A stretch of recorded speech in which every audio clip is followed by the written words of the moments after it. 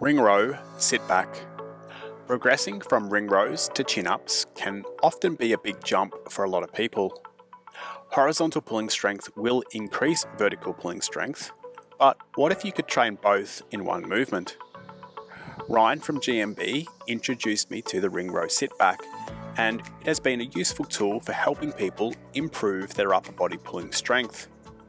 Don't be fooled. This might look like a simple exercise for those working towards their first chin-up, but it's a lot harder than it looks. Set the rings to be roughly hip height. Lie back and walk the feet forward so the straps are vertical. Unlike other ring row variations, the straps need to be vertical in this exercise. Bend the knees to 90 degrees and lift the hips to create a straight line from shoulder to knee. Like a standard ring row, the movement begins by depressing and retracting the shoulder blades before pulling with the biceps.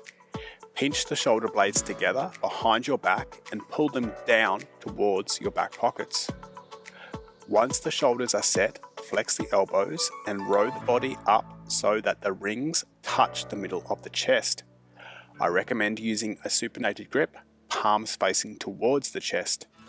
It's critical that you keep the elbows close by your sides and you bring the hands in front of the chest.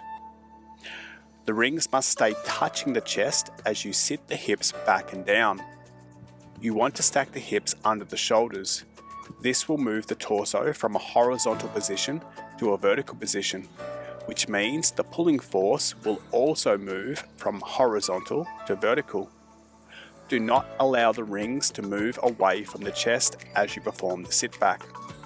Next, lift the hips back to the top of the ring row position so the torso is now horizontal. Again, do not allow the rings to move away from the chest. Now, reverse the ring row movement to return to the starting position with straight arms. Throughout the movement, the straps must stay vertical. If the angle of the straps is not vertical, you will not be able to get the torso vertical in the sit back, and it will be much harder to keep the rings touching the chest. This exercise is great for targeting the back and biceps. The isometric contraction during the sit back movement delivers a real muscle pump when performing high repetitions.